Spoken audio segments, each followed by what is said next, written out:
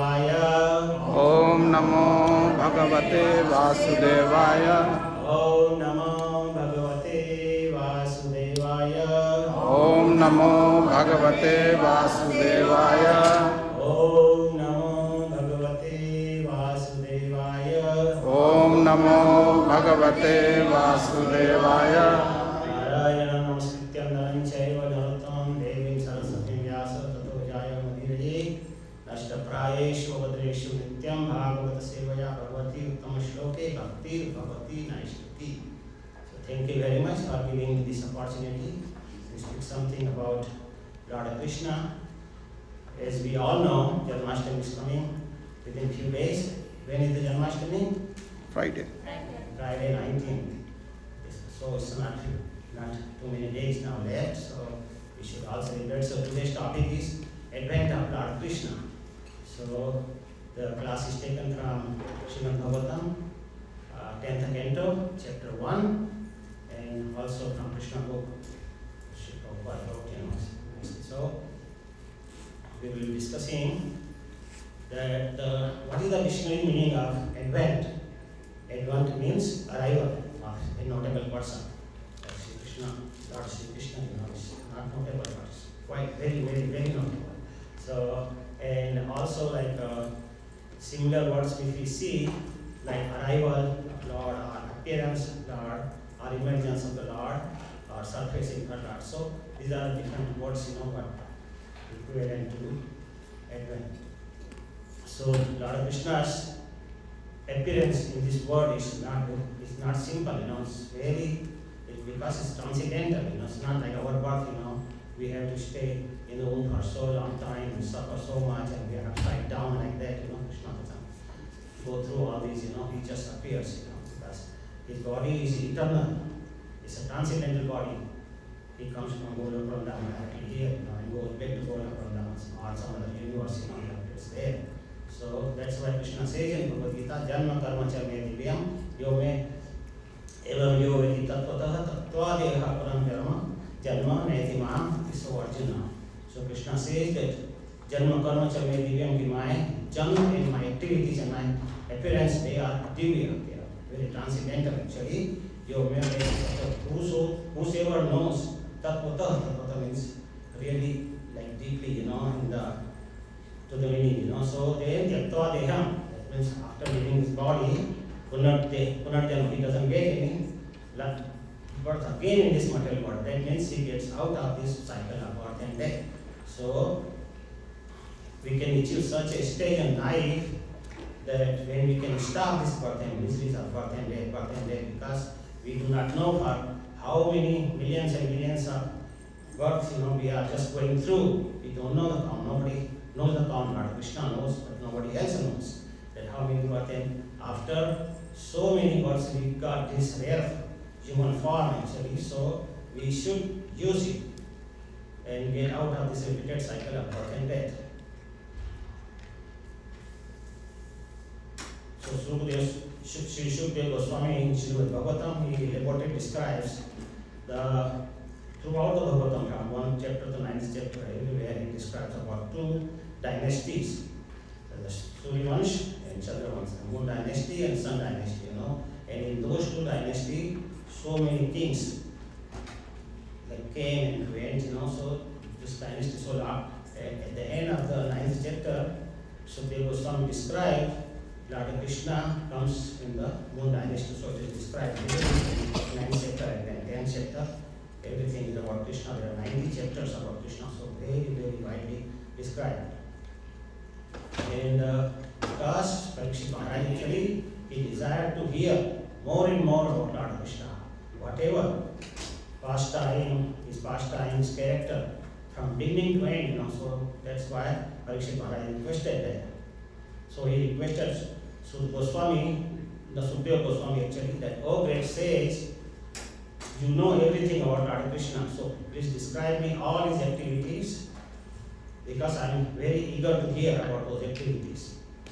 And because being verge of my death actually within 7 days, so I have to hear as much as I can hear actually, and also about Lord Krishna, which is very purifying.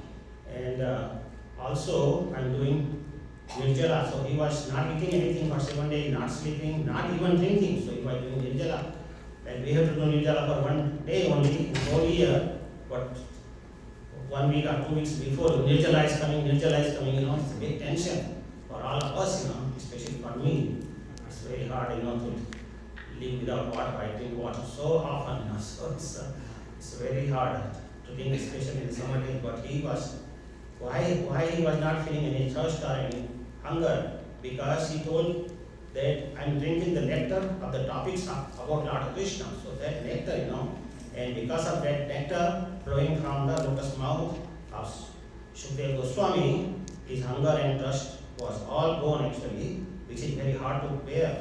But he was drinking nectar continuously from the mouth of Shukdev Goswami. So he said that because of that nectar, I can bear it very well. They do not bother me anymore. So please describe me more and more in details about Lord Krishna, who appeared with Baldevji in the Yaduvansh, Vedic dynasty. And he also asked so many questions like how he lived with his brother and family, with Nanda Baba. Also he asked, that family members, how he is living, what Krishna do in Mathura and Vrindavan, what are the activities. Then he asked, why he killed his Kans mama, maternal uncle Kans, why he have to kill him. And then say how many years he lived, in the Dwarka, and how many queens he had, so he had not many questions, and that's why Lord Krishna described between 90 chapters, in 10th chapter. So Sukdev Goswami said, hearing of Krishna Leela is a boat by which we can achieve the ultimate goal of life. So it is just like a boat, Sansar Bhavasagar. It takes us away through the Bhavasagar and go to Krishna Lok actually. So Sukdev Goswami then heard this request, inquiries from Parikshit Maharaj. So he started saying that at the end of Dwapar Yuga, then this whole earth was burdened by the demoniac kings. They were actually very cruel and bothering the simple people, the public very much. And one after other, there are some Kans, there are so many different things, they were all big company of all the things, they were demoniac. So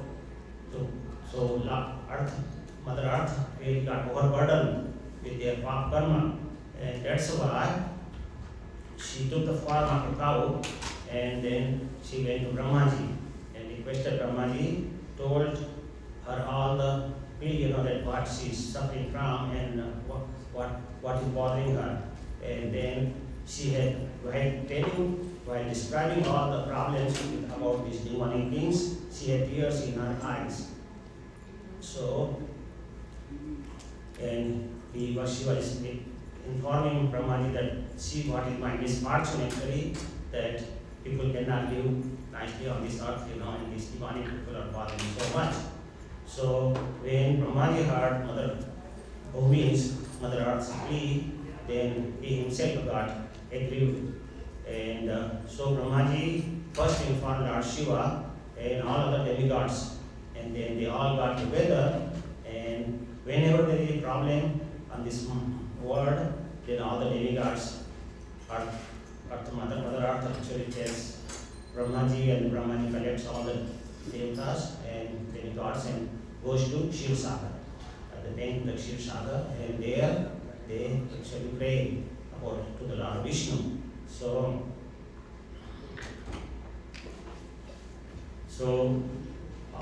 now they went to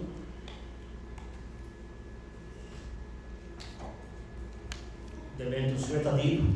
So and at the Swetadeep actually they started praying. So all the demigods and Brahmaji actually they say Purushutta prayers, and they are very good prayers. Lord Krishna gets very happy with them. So now somebody may ask about this Swetadeep. So this Swetadeep, actually Swetadeep is, there are two Swetadeep. One is in Golok Vrindavan, Lord Krishna above actually there is Shvetadip here and in Brahmaji's Stuti, you know, Brahma Samhita we hear about those shlokas, you know, that how, what is the description of Shvetadip. And also there is Shvetadip in this material world also, and which is given in Srimad Bhagavatam 4.9.25. The shloka says clearly that Shvetadip is in the role of Polishta. So in the Dhruvalok there is a sea, sea of milk, actually ocean of milk, Shweta. And in that one there is a island in between, that is known as Shvetadip. And on that dweep, Lord Vishnu lies down on the bed of the what do you say? Sheshna. So bed of Sheshna, he lies down there. So when the Brahmaji and all the other demigods starts praying, then Lord Vishnu actually, he doesn't come and show, so nobody can see Lord Vishnu like that, but he transmits the message, you know, to Brahmaji's heart. Tene Brahma Adi Kaviye. So he tells message to Brahmaji, and then Brahmaji tells all the demigods. So that Shvetadip actually is, even though it's in material world, but when Brahmaji's life finishes, you know, then there is dissolution of this whole material world. But Shvetadip, because Lord Vishnu is there, you know, that eternal dweep actually, so that doesn't dissolve actually, that stays. Yeah, whole Polishta Dhruvalok actually stays as such, and it doesn't go away.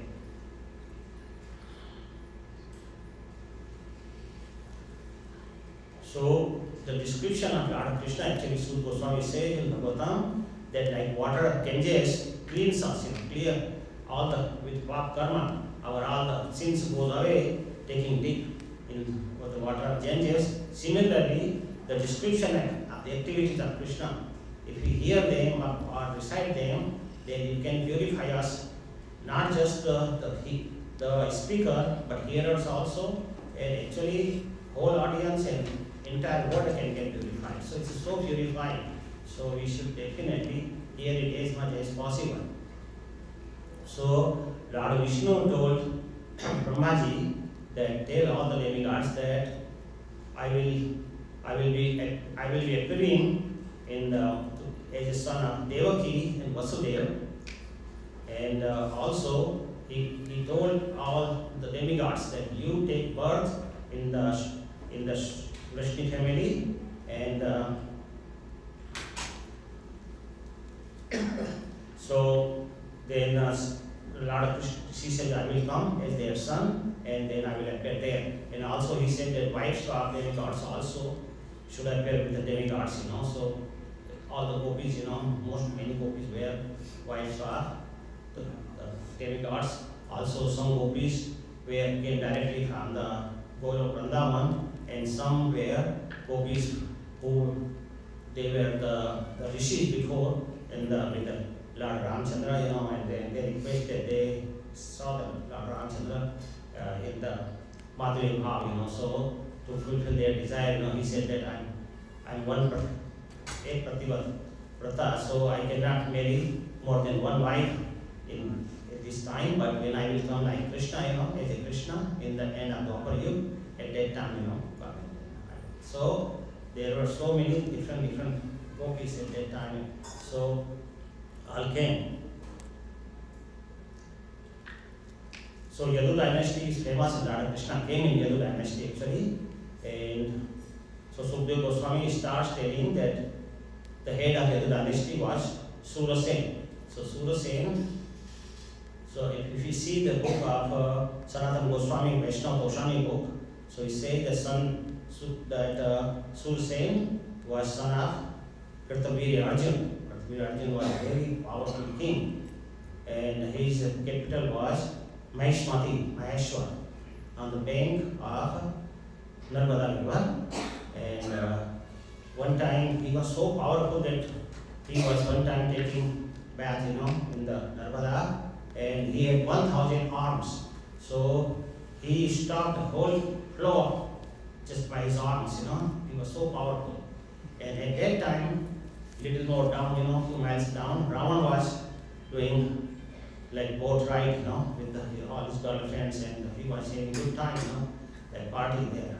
And then the water stopped because of Prithvi Arjun, he stopped the whole water. So when the float, then this boat, started shaking and went down, everything. So Ravan said, I'm so powerful, so he sent his military, that see who is doing this to me, and tell him that Ravan is, they leave the water, let it go. So he said, so when his messengers, came, and they told the Prithvi Arjun, so that Prithvi Arjun, he didn't stop, so Ravan got so angry that he himself came, and Prithvi Arjun, he had 1,000 arms, just with one arm, he just put him in the back.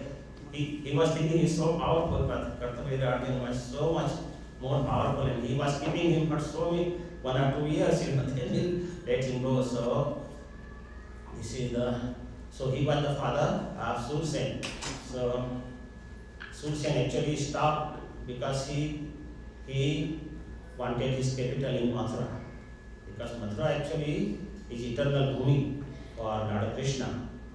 Every time he comes, he does his leelas in Braj Bhumi. Actually, Mathura is part of that. So Krishna eternally lives in that area. Actually, he never goes away. So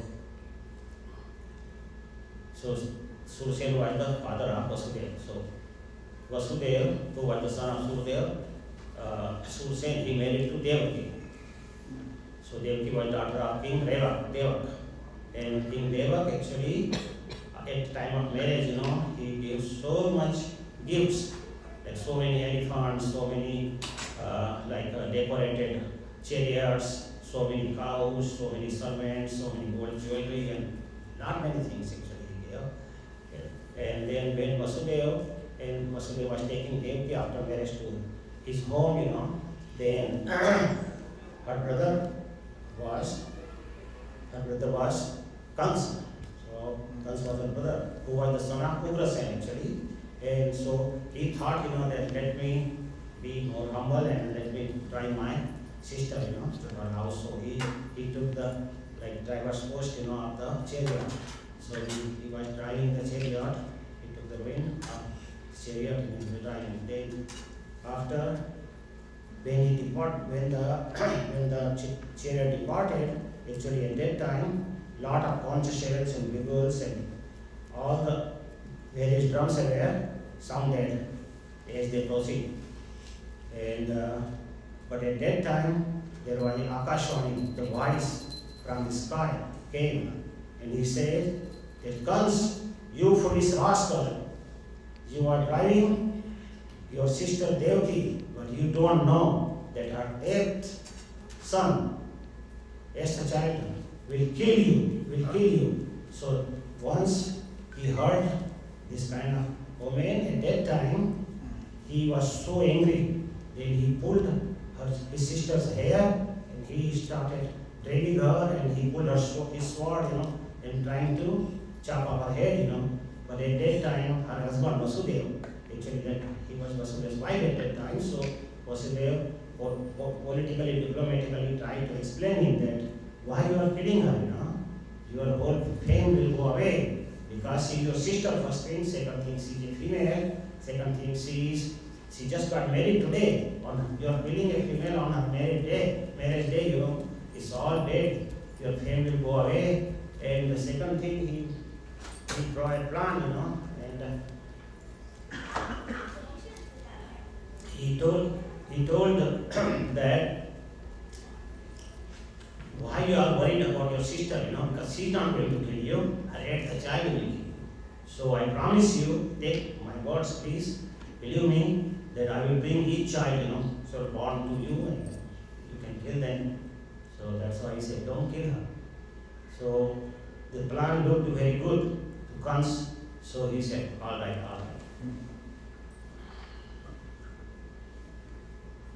So as soon as child were born, in due course of time, and Devaki gave birth to a child And Vasudeva brought the new child to Kans.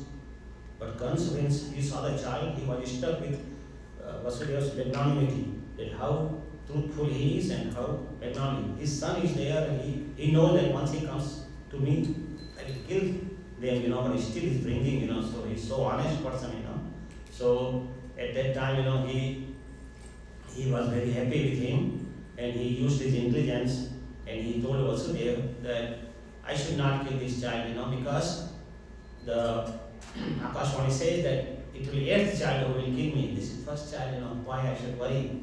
So he actually is given back. He said, take it, So at that time Vasudeva and Devaki, they were not in prison actually, they were living in their palace, but in house arrest, like that. So, but he gave the child back and Vasudeva went back. But at that time Naradji came. Because Naradji actually, because of some regions will describe it, that Naradji came and he wanted those children to be killed so they can get another birth, rather than living with their, because they were great personalities actually. So Naradji approached Kans. When Naradji came actually, Kans really prayed, washed his feet and actually respected him, gave him a nice seat. And then Naradji told him that actually he showed him the string, there were 8 beads, he showed that now tell me which bead is first and which bead is second, which bead is third, he said. So he said, any child can kill you. So he said, don't spare any child, just kill them, everybody, So that's what he said. And he also told him that all the demigods are actually they are appearing in the Yadu and Krishna dynasty, and they are making conspiracy to kill you. He clarified that, whatever Akashwani, he just told the same thing again, that actually they are going to kill you. So Kansa decided then that I'm going to kill everybody, all the children, born, not just Devakis, but any children born within 1 month, 2 months, in whole his kingdom, he will just chop off their heads, so that's why he becomes so cruel just to save his life. Naradji also informed him that in the previous life, Kansa was a demon. What was the name of demon? He knows?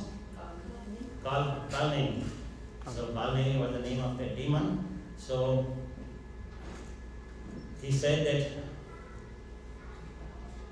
who was killed by Lord Vishnu. Kalnemi was killed by Vishnu, that's what he said. Because many people actually think that Kansa was son of Ugrasen, but actually he was not. Ugrasen was his like genealogical father, but his real father was Kalnemi, which is the biological father actually. He was Kalnemi in the previous time, but Kalnemi actually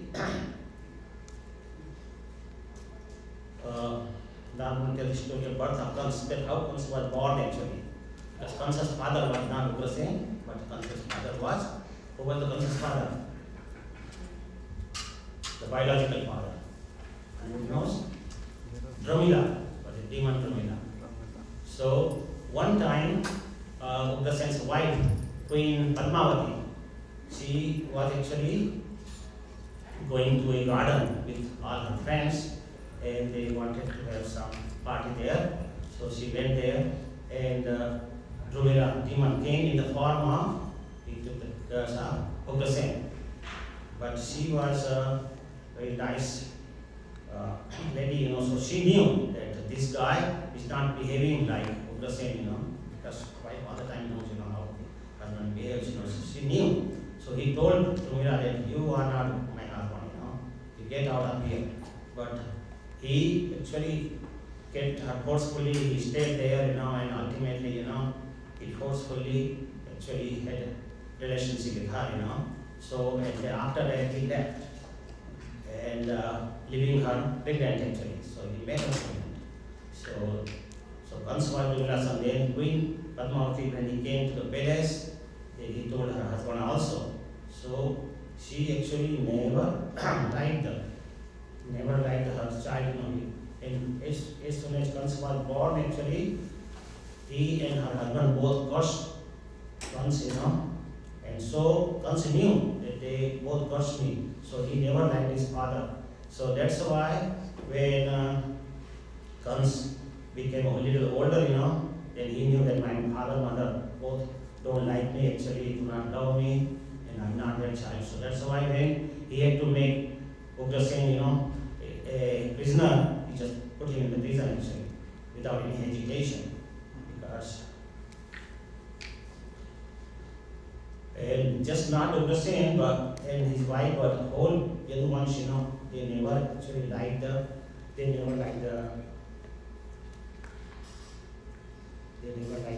Kans. So Narada Muni explains that all when Narada Muni explains these things to Kansa, so at that time actually Kansa became so angry, and then he actually arrested Devaki and Vasudeva, put them in shackles, iron shackles in prison, and he then children came one after other and he killed them all. All 6 children were killed actually. And then the seventh child was Baladevji. So Baladevji actually, when he was in the womb, you can see that Devaki was very transcendental actually. All the light was coming out of her face and everything, so she was shining and she became very beautiful because Lord was in her womb. So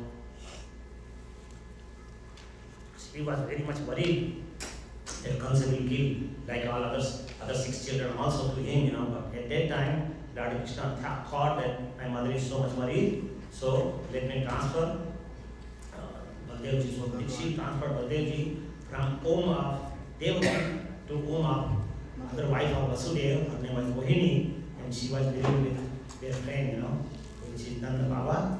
Yashoda Mayashri was living there. So actually Nanda Baba was his other brother, half brother, whatever we can say. So he sent many wives of Vasudeva, they were hiding and they were living in different places, somewhere living with their father. So then 8th child then came is Lord Krishna. So this is the different God. So it is described that why Narada Muni wanted all the 6 children to be killed. So 6 children were actually before they were son of, whose son were they? Son of Marishi. Marishi was the great sage and Brahmaji's son. So, and because they did something, they laughed to a Brahman or something, So at that, when they laughed, then he cursed them. And so he told them that you will be killed by guns and you will come in the home of Devaki. So he cursed them like that. And Kansa was very sinful king in the Bose dynasty. So if you read Harivansh is the appendix of Mahabharata, and in that it is written, of course Mahabharata is written by Vyasdeva, so it's all genealogy of all the kings actually, all the kings described there, Sun dynasty and Moon dynasty, all the kings are described there. So it is described there that there was a asur, demon, whose name was Kalnemi, which Kalnemi was Kans in the previous life. So Kalnemi has 6 sons: Hansa, Suvikram, Krath, Daman, Vikramvardhan, and Krodhan. So these were 6 children. So anybody knows who was the Kalnemi's father? Kalnemi was son of Hiranyakashipu. So all these children, where their grandfather was Hiranyakashipu. So, but they were in demon family, but they all wanted to pray to Lord Brahma and Lord Vishnu. They wanted to become devotee, so they were just like Prahlad Maharaj in the same family. So they wanted to pray, but what happened actually that Hiranyakashipu came to know that they are praying to Brahmaji, and Brahmaji also blessed them. So he became very mad on all 6 children, that nobody, because he wanted them to be a demon, like he wanted Prahlad Maharaj to be a demon, so like that. So he cursed them that in the future you will be born as Kans, and you will kill all the children of son of Devaki. So that's why all those nice boys, came that way, and then came to Palani, and then come here, and then they are born as son of Devaki. Because the Narada Muni wanted to kill so they can get their proper place, in the spiritual world, rather than, living with those demons. They wanted to get out of that thing, because it was just their little mistake, and they came in their family.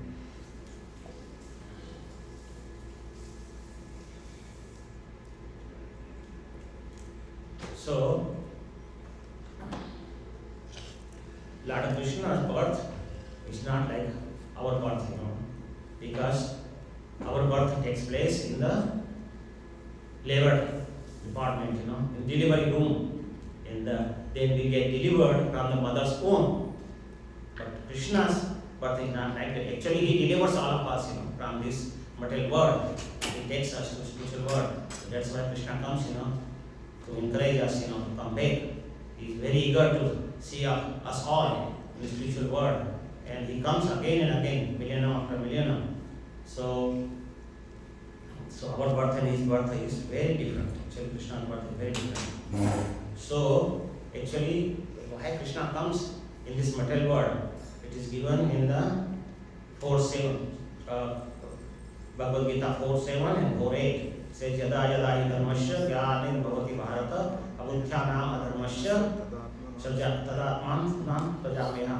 So whenever and wherever there is decline in religious practice and predominance of irreligion, at that time, these are 3 reasons Krishna gives. At that time, I, Sarjamya, it's not saying I take birth in the material world. He says Sarjami, and if you see Sarjami, Prabhupada translated Sarjami as manifest. He manifests, He doesn't live in the home of the mother, but he suddenly comes like he came in the prison house in front of the Devaki in the 4-armed Vishnu form. And then he was shining so much, even his beauty is described in Krishna book is like 10,000 suns came in the prison house like that, so shining. And so his mother and everybody, got that what is happening, But mother requested, that Kansa will come and kill him. So at that time, and he wanted to play with the child, not like Vishnu Bhagavan, Lord Vishnu. So that's why he requested Lord Vishnu that you come in the 2-armed form, so that way she can reciprocate. The exchange of love and everything, motherly love. So then Krishna changed. And another reason in the 7:8 said Pavitranaya sadhu nam vinashaya duskritam dharma sansthapanarthaya samsambhami yuge yuge. So he gives 3 reasons to deliver the pious people. So that is the main reason Krishna comes in this material world. And other reason he says vinashaya duskritam. The miscreants, he wants to destroy them. And then dharma sansthapanarthaya, and he comes for establishing the religious principles in this world. So that's why he comes millennium after millennium. So like killing the demons, actually he can just send his Sudarshan Chakra, he can empower some king or somebody, who can kill all the demons. It's nothing big, like even Arjun could kill all the kings, So he could have done that, but he normally comes to encourage all his devotees. Yeah, so that is the main reason. And also when devotees come in association with Krishna, they get very pleased, So to give the pleasure to his devotees, he comes here. That is the main reason actually. And then Krishna performs so many leelas in this material world, so that the devotees can remember those leelas. Like Krishna did leelas 5,000 years ago, and we are still reading Bhagavatam every single day. So that is the beauty of Krishna's coming here, so that we can take advantage of all the Krishna leelas. And so these are the 3 reasons in this shloka in Bhagavad Gita. Krishna gives his reasons of coming. But if you read the Ananda Vrindavan Champu, which is written by Kavi Karnapur. Kavi Karnapur was the Chaitanya's era, and very pious person. Kavi Karnapur was so lucky that his father was Shivananda Sen. He was son of Shivananda Sen. So Shivananda Sen put him in front of Chaitanya Mahaprabhu. He was little boy, 1 year old or 1.5 year old. He crawled near the Chaitanya Mahaprabhu and he took his toe in his mouth, sucking his toe. So he got all the mercy of Chaitanya Mahaprabhu. And since a childhood he started writing books and reciting the poems, because once he got a nectar of Chaitanya Mahaprabhu's toe, he got all the pure dust, from the Lord's toe. So he got so brilliant, so he wrote. So in his book, Ananda Vrindavan Champo, he gives 2 other regions also, that Krishna comes to the earth to increase the fortune of Nanda and Yashoda, because Nanda and Yashoda were pure devotees of Lord, they are his eternal father. So he wanted to give them pleasure actually, especially, and he wanted to feel that Vatsalya Bhav from his parents, so that was Krishna's desire. So to fulfill that desire, Krishna came in this world. And also second desire was he wanted to relish the meadow of Shangaras, the Paramore love of Paramore, because people have more fun, when they have Paramore. But so, that's why, he came in this world. So he performed all his leelas in this world, and these are the reasons for his coming to this world. So at the time of coming in this world, there were so many good things, happening in this world. So what were there? There was some description in the Krishna book actually say that auspicious constellation and stars, they aligned nicely all over the earth, So like all the nakshatras were very pure nakshatra when Krishna came actually, and they were prospering. And in all the directions, north, east, west, everywhere, south, up, down, northeast, northwest, all these directions. So there was all over the direction, we can see the peace and prosperity all around. So, and because all the demigods knew that Lord Krishna is arriving into this world, so they made everything so peaceful, so pure. Rain was coming on time, and all the crops, growing nice grains, nice fruits, trees were all full of leaves and fruits. So everything was great at that time. Rivers flowed full, all the water. And nowadays you can see how the rivers are there. You can see the river way, hardly it's so small. So all the rivers at that time were really full with pure water, clean water. You can see the bottom of the river like that. So, and the lakes were very beautiful with all the lotus flower and other flowers were all around the lakes. And the peacocks and all other birds were actually making very nice sounds, and the concerts of those birds, they were also singing with them very sweet song. So these were the birds. So birds, the trees, everybody was cooperating with the time, and coming and showing that how beautiful time now Krishna is coming. They were waiting. Everyone was waiting for Krishna, not just the human beings, not just a Rajvasi, but all over the earth, whole planet, including the trees, birds, all the stars, everybody, all the demigods actually also.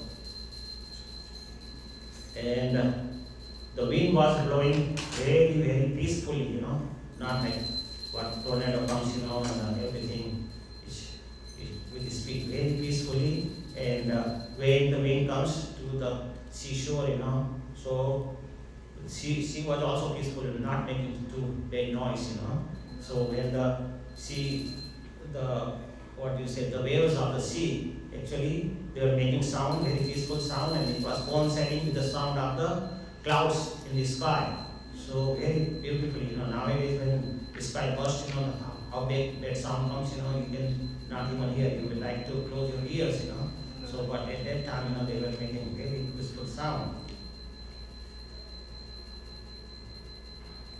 and on the heavenly planet also, because all the demigods wanted to see Lord come, and also they wanted to give darshan, and that's why they were coming and to around Yashoda's house, and Yashoda was seeing all these demigods are coming, and they were trying to see Krishna playing in the courtyard, so they were watching. So that's the way. So in heavenly planets, angels and their wives, they were dancing, and Gandharvas and Kindars actually they were singing very beautifully, and the Charans were offering the prayers to the personality of Godhead. So everybody was busy in welcoming Krishna. Everybody was waiting for Krishna. And the great sages and the demigods, sages they do all the tapasya, everything in the upper planetary system. So sages are there, and out from Brahmalok down to all the upper planetary system, all the demigods were actually throwing the flowers on this other planet. The other planet is so lucky, Lord is arriving there, He's appearing there. So they were so everyone was so jubilant because Lord was arriving. And everybody was happy and waiting for the Lord to appear in this world. So this is the different descriptions given, and as we know, when Lord Krishna came, then what happened? That when Lord Krishna came, then at that time it was like midnight, 12 midnight, and at 12 midnight everywhere was dark, but when Krishna came it was so much light came, and Krishna immediately when he came in Purana farm, he told his father that take me to the Nanda Baba's house across Yamuna river. So he was surprised, that how I will go. I have all the shackles, iron shackles, big shackles in the legs, and how I will take him, But Krishna arranged everything. He became a small child. He brought Krishna actually arranged for the basket, a small basket. He lied down on the basket, and then all the doors, iron gates open peacefully, not making too much sound, because sometimes, when gates open, there will be a lot of noise, but and all the gods, went in the deep sleep. They didn't know. So, because of Yoga Maya, they all went to sleep completely, doors open, and all the shackles of Vasudev ji opened automatically, and he was free. When he saw them, he said, oh, it is surprising, but then he took the basket on his head and he went outside. The rain was coming very heavily because actually wanted to welcome Lord Krishna. But Krishna could not get even single drop of water here because he can protect himself. All around Krishna there was water, but Krishna didn't get a single drop of water actually. And then Vasudeva saw that this Yamunaji was actually having so much blood, it was swelling actually. And he was wondering, how he will go. So actually Yamunaji is also, the second name of Yamunaji is Kalindi. So Kalindi is one of the wife of Krishna. So she wanted to have the lotus feet of Krishna actually, she wanted to touch. So she told Vasudeva, that bring the basket down so Krishna can touch. As soon as Krishna's feet came to the water, just touch the water, whole water dried up at that place, and Vasudeva can pass without any trouble. And then, as soon as he went to the house of Nanda Baba, at that time, by Krishna's Leela, actually, Yashoda Maya also has two children actually, not just one. They have two children. She delivered two. One son, which we say Shyam Sundar, Krishna, here Krishna's born. And so actually Krishna was born from Yashoda Maya. With Nanda Baba, he is known as Vasudeva, which is actually one of the Vishnu. So, and then other twin from Yashoda, with the Shyam Sundar, there was Yogamaya, which is actually we say Subhadramaya. So the Yogamaya was born from, and by Krishna's arrangement, Yashoda Mai, the mother Yashoda, was so tired after delivering two children that But she was sleeping so deeply. She didn't even know that she had two child. She gave birth to two child. She didn't know that. So what happened then? She was sleeping, and then Nanda Baba came in the house, and he came very quietly. He wanted to exchange, put his Krishna there and Vasudeva there, and he took whosoever a child. See, he didn't know that there are two babies there, So he took the baby who was coming who was at the side of the bed, So Yogmaya was there, so he put her in the basket and took her bed, Yogmaya. And so that way, once Yasudevji came to Yamuna, she gave way again, and then Vasudevji returned back to the prison house. And in the prison house, as soon as Vasudevji went in the prison house, all the shackles were put on again, and everything was as it was before. And all the guards were waking up. I said, what happened? What happened? And then they heard the little child's voice, that Mother Yogmaya was crying. So they told immediately, they went to Kans and said, there's the child came. And so Kans was very, actively waiting for them. So he came to prison house, and the prison cell where Vasudeva and Devaki were there. And he saw that this is a girl. He said, what is this? It's a great big fun, that they say his son will kill me, his son will kill me, and now his daughter. So what to do? And he was so angry, he lifted the daughter with the two legs, and he was like swinging around in the air.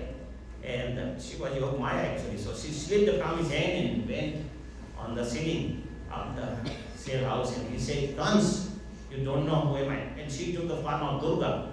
And Kans was actually a devotee of Durga Maya. So when he saw Durga Mata, then he became so much, oh my God, my sister is mother of Durga Devi. So why am I bothering her? So she said, okay, the Devaki and Vasudeva, you go home, and he asked them pardon, that please excuse me, I didn't know that you are so great persons, that even Durga Maya took birth from you.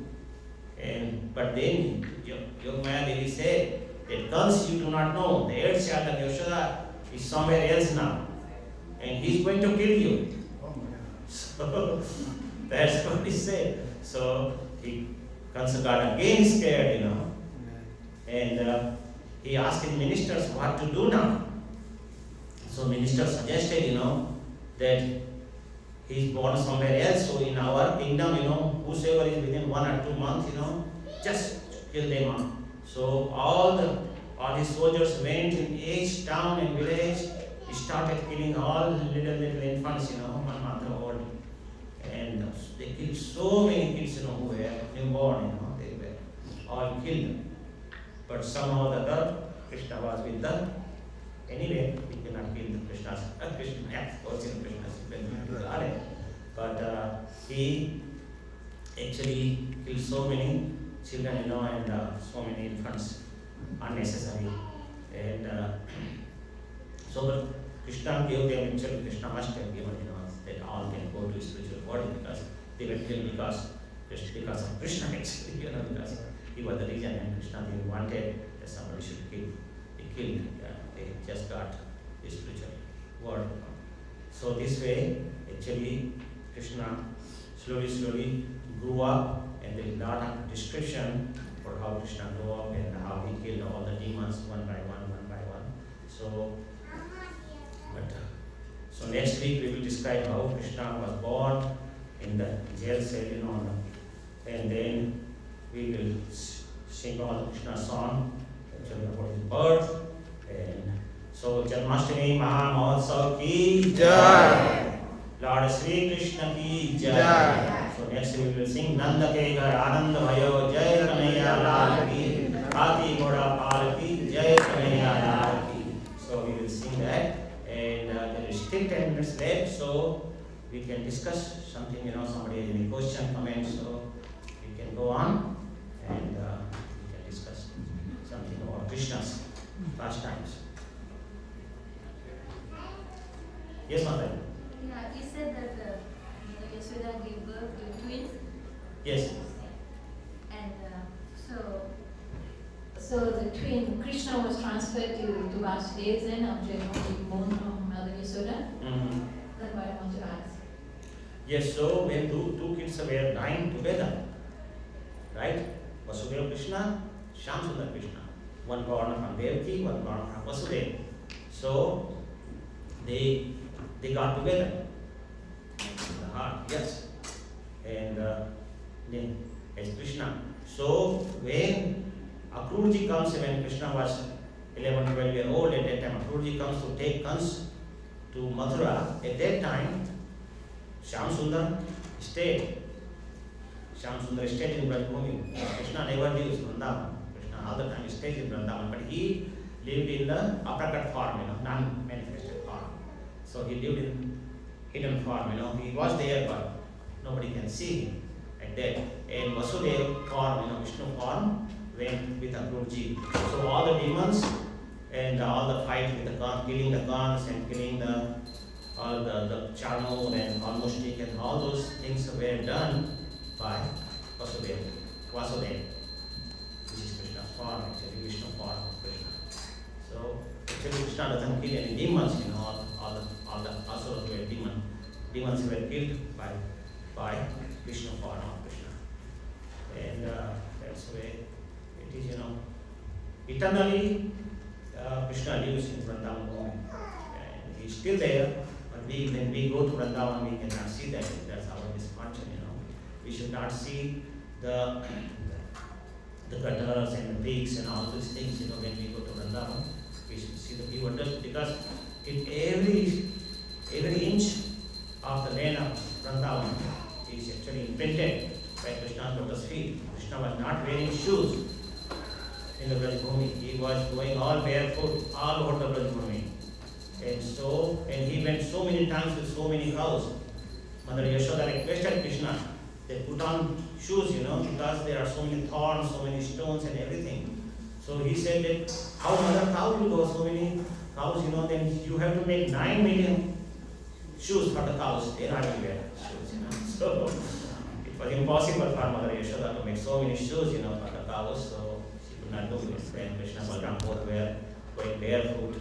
And that's why every single inch of land in Vrindavan is imprinted by Krishna's lotus feet. So that's why we have to take the Raja of Vrindavan, which is so purifying. Because the small drop of Vrindavan Raj, all our sins for millions of births can actually dissipate completely. Like when sun comes, all the fog dissipates right away. Similarly, all our karma can go away, and then we will do bhakti, and we can go to Krishna without any doubt. So, yes, Mataji. So you said that there were so many newborn babies were killed in Istanbul. So what happened to them? Like Krishna took, you said Krishna took care of them. Krishna took them to the spiritual world. So they got Krishna took them to the spiritual world. what happened? Krishna took them?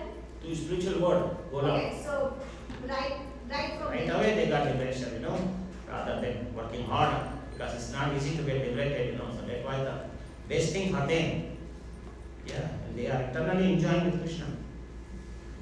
So it's the best for them.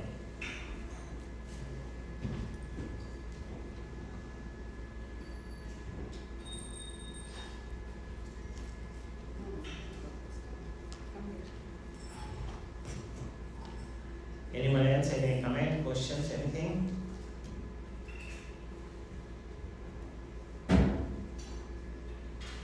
Nothing? Alright, then you can announce. So thank you very much for hearing. Thank you.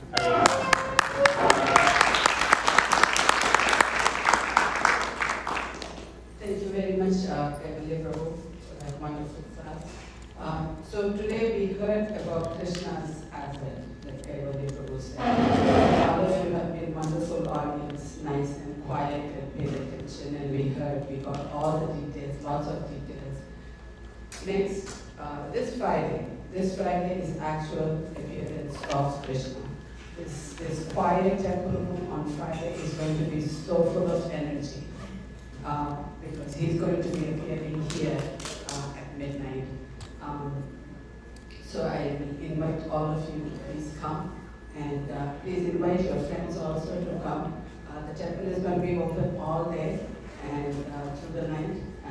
Lots of singing, lots of dances. There's going to be prasadam, there's going to be stalls.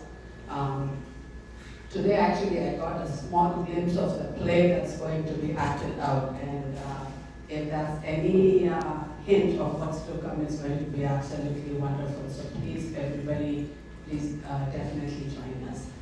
Again, one more round of applause for Kaivalya Prabhu. Lots of details, lots for us to get into the mood of Janmashtami. So thank you very much for coming. And those who have come for the first time, please make sure to stop by at the front desk. We have a small gift for you. So we'll make that announcement again. There will be another Aarti now and Kirtan. So please join us for that.